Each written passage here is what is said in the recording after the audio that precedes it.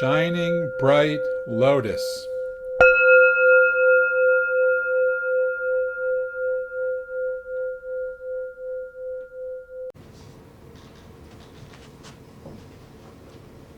Good afternoon. Good afternoon.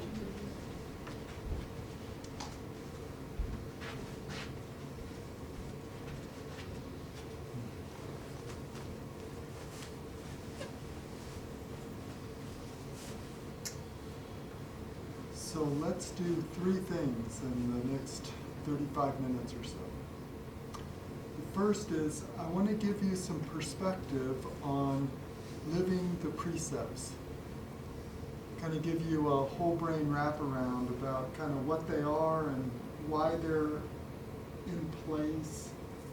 How do you go about doing that? And most importantly, who are you becoming as you do these authentic practices?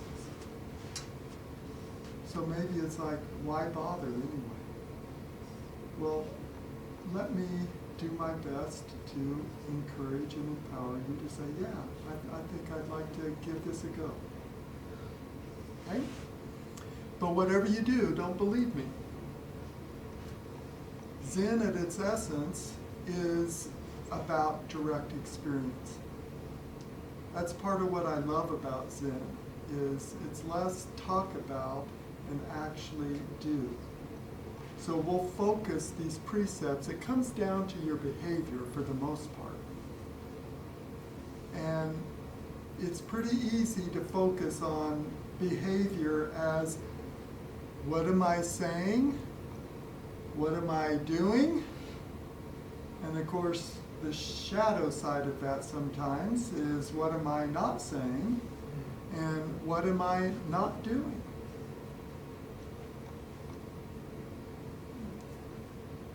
Now, I don't know about you, but I grew up as a Kansas kid from a part of the state that was heavily German Catholic. So they know all about precepts. They're called the Ten Commandments. And from a very young age, I was curious, but I could not figure out what was so exciting about don't do this and don't do that. I kept wondering, why, well, what should I be doing? Can't there be some, but like, if I don't do it, I go to hell and all that stuff? I'd much rather, if you really want to motivate and inspire me, help me understand what to do or what to say, and let me learn from there. Well, it just so happens that the neuroscience is beginning to catch up with these ancient traditions, including the Catholic faith. The part I love about the Catholic faith is, at its core, it's universal. That's what Catholic originally meant. And at its core, any major religious tradition has some form of this kind of essence to it, and every tradition has this same issue. Well, how do you actually teach morality or ethics so that you're actually doing good in the world? When Junpo introduced these precepts to us in September of 1999, it just brightened my world, because for the first time, they started with, here's what I want you to do. It's not do not kill, it's affirm life. That sounds different. But how are you going to reconcile that? They go, oh, welcome to the wonderful world of Zen. We work with paradox all the time. In fact, we think that's why this stream, you enter this stream, that's what Jukai means, and you're going to see a Jukai ceremony tomorrow. We enter the stream, and why has it stood the test of time? Largely because you're able to work with paradox in your life. How can it be that from one perspective, let's call it the literal perspective, is like, you don't do this and you don't do that. Well, the neuroscience lets us know there's a part of your amygdala that goes right from your left, the stem of your left brain, and it's all about no, because its job is to keep you safe. So if you've got 10,000 years of conditioning flowing through your epigenetics, then knowing how to say no, knowing how do not do this, do not do that, it actually makes sense. It's not a bad thing. It's not particularly inspiring, but you know, if it's a matter of keeping you alive, you may want to think about that. And then on the other hand, there's another part of your amygdala that is located in the stem of your right brain. And that's all about yes. Yes, let's explore. Let's see if we can expand boundaries. After all, isn't life always about this constant evolving, moving, expanding, changing? Don't we speak about impermanence as, hey, that's the way things are?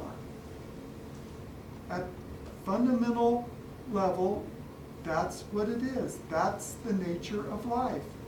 How can we work with life on life's terms?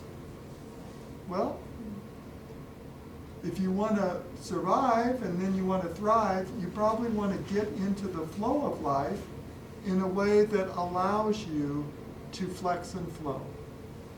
As you're growing, as you're waking, as you're in the zendo, cleaning, all of these things start to matter. So, what to say, what to do, what not to say, what not to do. Don't worry about it, Fugen. It's part of your brain, your heart getting all connected. It's been that way for thousands of years, and you know what? There's some value to both sides of it. Well, once I understood that, it's like, okay, so in Zen we focus on koans, like how do you, quote, crack the koans? How do you actually deal with paradox in a way that actually works? And they said, in the olden days, in the ancient times, they would teach precepts toward the end of a monk's training. Jubo and Hollow Bones Zen, we teach it at the beginning. Now, why did they teach it at the end? I said, well, it's really hard after hundreds of thousands of millions of eons. It's really hard to see what they mean by this perspective. It's not literal and it's not subjective. It's intrinsic. It's transmitted is the word. Well, it's really hard to see that at the beginning because, as we all know, you sit down and shut up for any length of time and it starts to get kind of foggy in here. You got those thoughts, you got those sensations, you got those feelings coming up. It's anything but clear. And yet what does Zen focus on? This fundamental, intrinsic emptiness. You are a nobody. It's not true that you are this bag of bones named Tom Pittner. You are so much more. Now, we include Tom Pittner, but that's not all of who you are. That's part of the reason why, at least in our tradition, we put our Dharma names first. Fugen, Tom Pittner. Fugen is my Dharma name, my being name. It's a way to distinguish this beingness from this body of mine that's going to come and go. Now, it's still all one. You're not going to be able to separate your body from the essence of who you are. No matter how much you try, no matter how much you want to identify, one way or another. And when you can come to peace with that, you start to understand that that is your fundamental true nature. Well, how do you do that anyway? And then lo and behold, the precepts show up. The precepts are there not to tell you what to do and what not to do. They're there to help you open to your true nature. And Jumpo had the wisdom to say, let's just put this right at the front and let's just start here each and every day. Atta Dipa. Fundamentally, intrinsically, you are this light. Well, what does that mean? Pure, selfless awareness. Selfless, what's that? Wait a minute. And then he does these bows and he says, you know, when I bow down and then I'm raising up, I'm not bowing down to some God or deity out there. I'm just bowing to the essence of who I am in here. I don't know about you, but that's a paradigm shift for me and my upbringing. Oh my God. Heaven, hell, earth, it's not out there. That's not this great big white beard in the sky that's going to either bless me or not bless me. Oh my goodness. What now? It's a down and in process. Down and in, down and in. And oh, by the way, we got to deal with conditioning from your head. We got to understand what's happening in the heart. And then we've got that gut check. What's going on in the hara, where your power center resides. And what I love about Zen is that it allows me to open. And it encourages me to be honest. And it even empowers me, it dares me to stay vulnerable. Now, if you know that you are so much more than this bag of bones named Tom, then you'll start to have courage automatically. You won't take yourself quite so seriously. Now, you'll be sincere, but not too serious. Why? Because we like to practice the middle way. And Fugen, just in case you forget, we're going to put it right on the back of your rakusu, that little triangle. We've got, you're a bodhisattva now. This represents the polarity of life. Good, bad, right, wrong, just, unjust. We're the middle way. It's about transcend good, bad, right, wrong, just, unjust. And yet, you must include good, bad, right, wrong, just, unjust. This principle of transcend and include is very important. And it doesn't let us off the hook. If I take the literal point of view, it's like, well, I'm giving my heart to these commandments, and I just swear I'm not going to do that. I'm just not going to do that. Now, my friends over here are partying, and it looks like it's all kind of fun and games, and what am I missing out of my life anyway? I don't know about you, but I just thought, wow, to live my life with that kind of burden over and over again, it's not that I mind discipline, but I want to have a little fun in my life too. What's that about anyway? And then you get the other side. We call it more of the intrinsic side, where you cannot possibly violate a precept. What are you talking about? If you're truly Zen, and I come from near Berkeley, and I can assure you that we've studied this, and we know this, and so if you do not understand fundamental emptiness, and that you cannot possibly do this, then what are you doing pretending to be a so-called Roshi anyway? Well, they got a point. Have you ever heard the argument? I've heard it dozens of times. Oh, Fugen, I don't know if this is for me.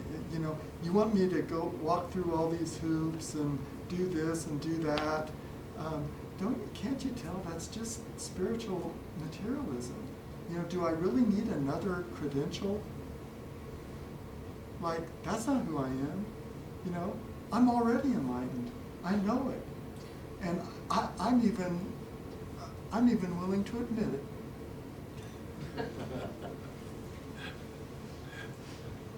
Most of them are 20 or 30 something. But you know what? They got a point. Many of them are very bright, beautiful, breath-breathing human beings. But what's at stake there? It's like, where's the middle way? Because you can let yourself off the hook.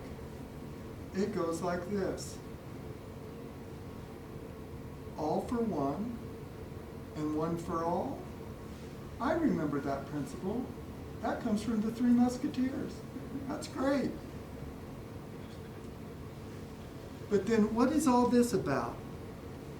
I'm moving from ego to essence, from person to presence. What is all that about? Oh, I get it. All for one, and when I'm younger, first half of my life, all for one, and I'm the one. Don't you see it? I'm the one. And then you come back to the precepts and it's, I am the one. You are the one. We are all the one. So yes, the one is there.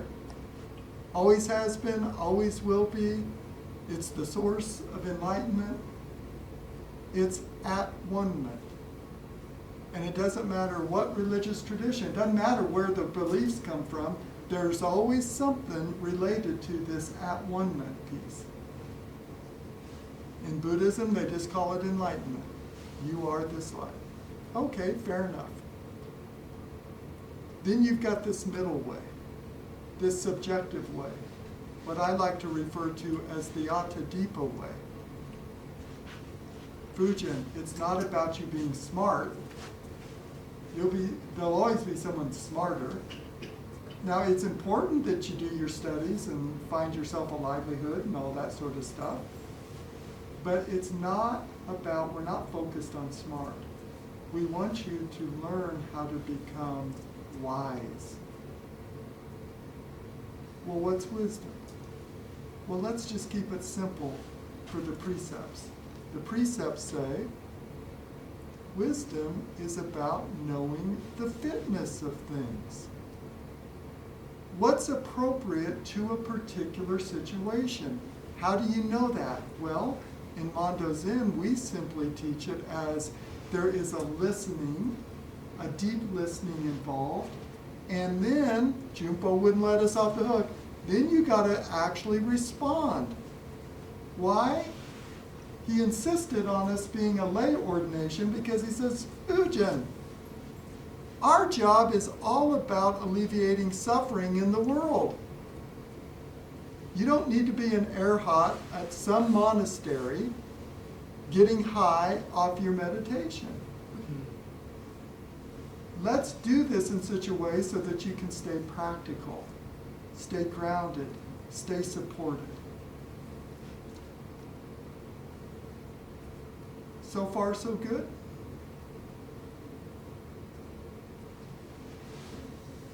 Okay. So the precepts come, and I kind of got such a kick out of it. He kept working with it, and he says, I want this steward the earth in there. So I'm like, well, so just add one. Well, why would I do that? I go, because the number 11 was my football jersey. That's why you want to do that. It would be easier for me to remember. And then he came up with, well, 1 plus 1 plus 1. Maybe there's something, Jupo, that's not 11, that's 111. He goes, well, for you, you're going to need to do this at least 100 times. And then we'll let the 11 precepts see what they can do. So some of you know that 111, I often will give a donation or something, and it's, and the people at the pedicure place, they just love it, because, you know, I tip them well, but they always know it's going to be 111. You know, it's kind of fun that way. But what it does is it keeps me on track. So we have these 11 precepts. I like saying precepts rather than commandments. It just kind of helps get me out of my old way of behaving, where I'm doing things out of obligation. Okay? And then they bring us into a new way of becoming. That it's an evolving practice. And so the reason we put it on the front end, these three characters say, hey, you know, I'm kind of inspired by this. I think it's going to really help live my life and give me meaning. And so what do I need to do? And I think we appropriately start with the precepts, with the Jukai ceremony. This is all about just letting you, Jukai means stream enter earth. You enter the stream. Well, what's this stream we're referring to? Well, this lineage goes back all the way to the Buddha, 2,600-year tradition. Even I can sit there and say, wow, that stood the test of time. There must be something to this. And then when I read just how it worked both sides of it, here's what's to do, here's what's not to do. And you want to be able to integrate both, because you got a brain that knows how to do that. And then you can drop into your heart, and then you can gut check things so that you can do things wisely. And oh, by the way, when you do it wisely, you're going to notice something. You're going to get more energy. We call that compassion. That will fuel the good works that you want to do in the world. And then they slimmed it down to, okay, I can't always remember 11, but maybe, could you get it down to 3? Well, yeah, okay. And we recite it every morning, called the 3 refuges.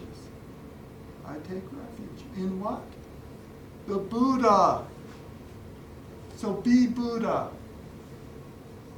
Dharma, oh, the teachings, the commentaries, let's keep people enthusiastic, let's keep them inspired.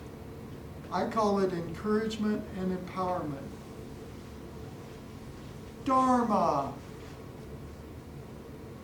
What's the third one? Oh, you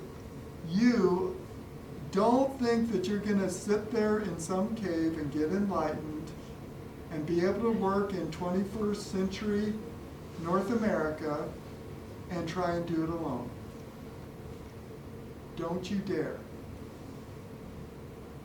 It requires a village. It takes a community.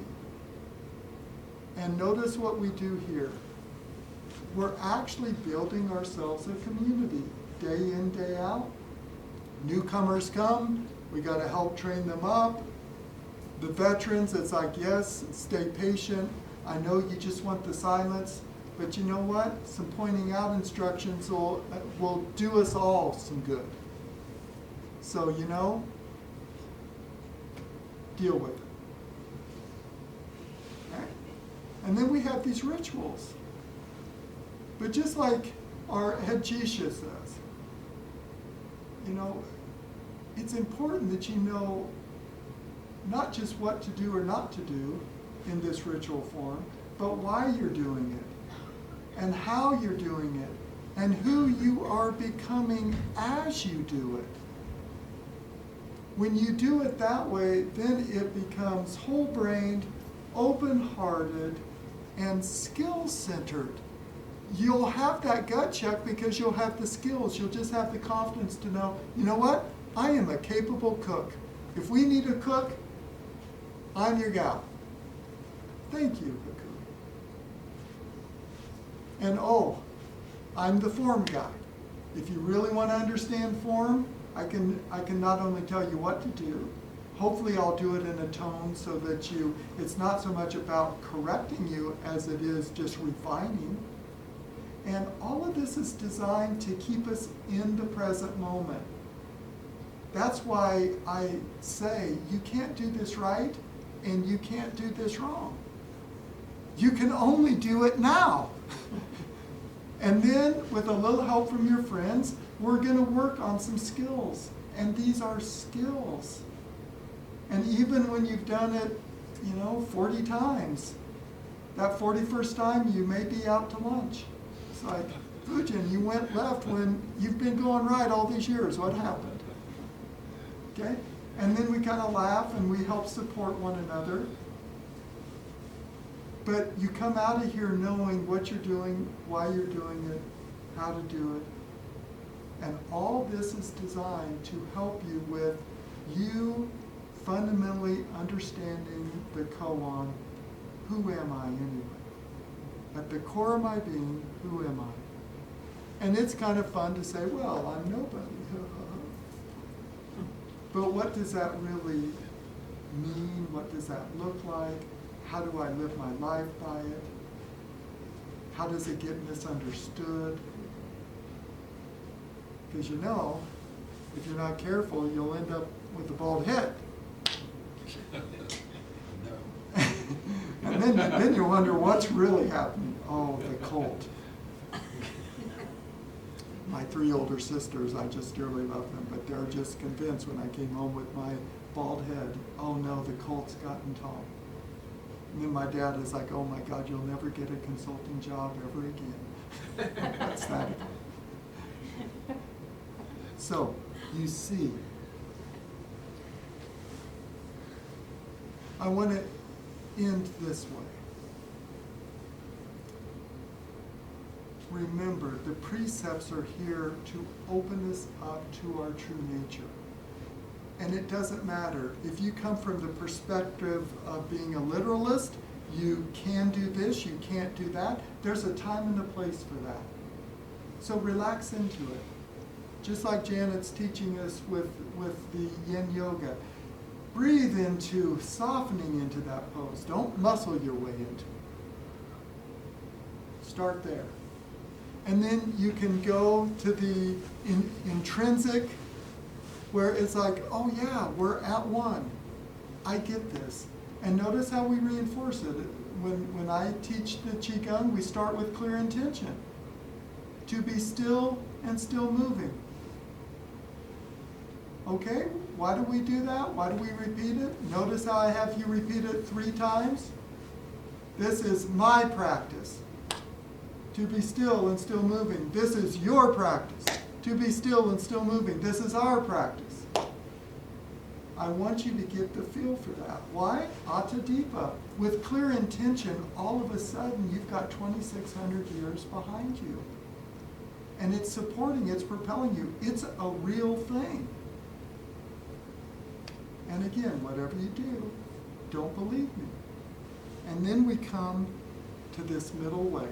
This top, this middle way of subjective experience. It's about wisdom.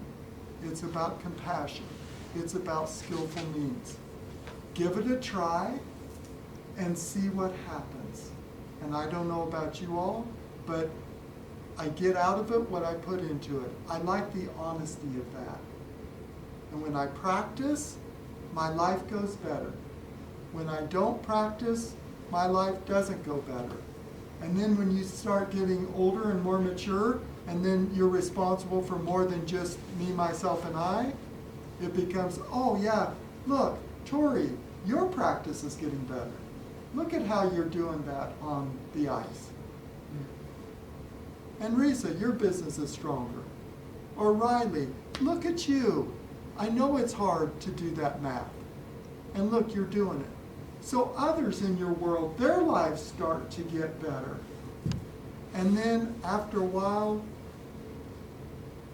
your whole community, they see you and say, wow, there's a bright guy. And it's not about being super smart. They're just pretty practical, pretty down to earth, pretty willing to do the work. And the precepts are there to help support you. So for you newcomers, tomorrow you're in for a retreat. I really want you to pay attention to these 11 precepts.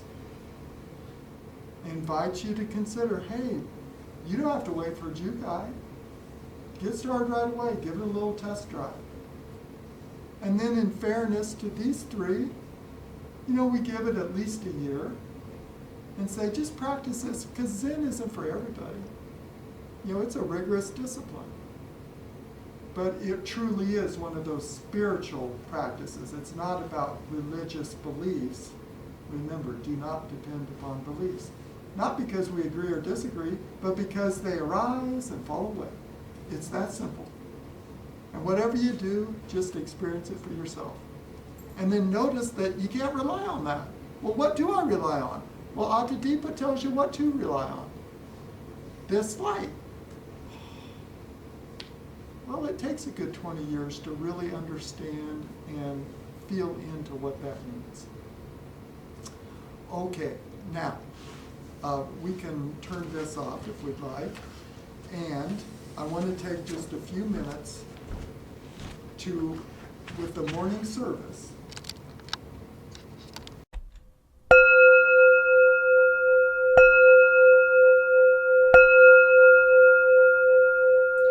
Shining bright lotus.